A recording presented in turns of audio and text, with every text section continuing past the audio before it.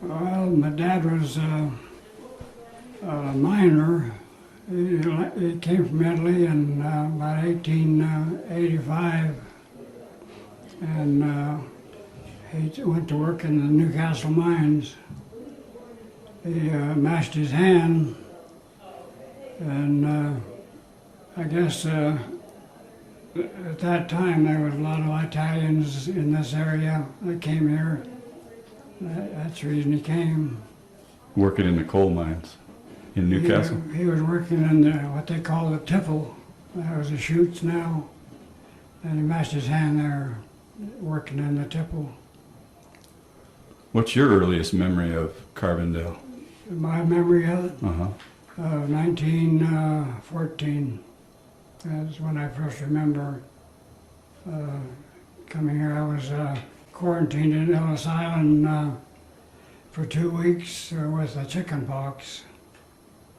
But I don't remember the trip cross country. Who'd you come with? My mother and my brother. How old were you? I was 2.5, and my brother was 4. So your dad came first. Yeah, he was here in about 1888, and he worked here at the mines, and then he started the saloon in Glenwood, and he met Mike Bosco's uncle. At that time he was very popular in Glenwood, and he was getting ready to go back to Italy. And my dad said they talked him into going back with him.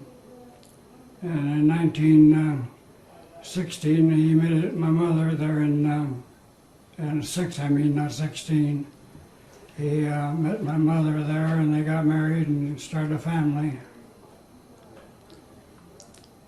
But he decided to come back to America, and leaving my mother there, he came over here, and she didn't know that he'd left. Really? And she told me that she got mad and she sold the business that he had there, and with the money there she came to America. She was not going to stay. She was following him. She followed him here, and the first thing I remember of America was the radio station in Carbondale. There was about 8 inches of snow on there, and it was the first time that I'd seen the snow. And I just got all excited and just jumped up and down there and having a ball. We were supposed to go to Marble. He would meet us in Carbondale, but he made a mistake and went to Glenwood instead. So we had to go to Marble on our own. How'd you get there? By a Marble train. And we got there in Marble. A gentleman there delivered mail up there and took us to his home, my dad's home. So he was really surprised when he came back up and found us there. I bet you took a lot of courage for your mom to just head out on her own. Yeah, I never understood how she ever did it, because it took a lot of courage for a woman to come cross-country like that.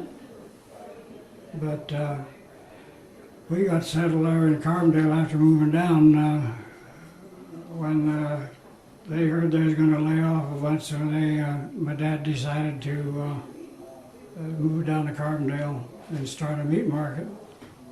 But he bought a pool hall instead, so he ran a pool hall for a while.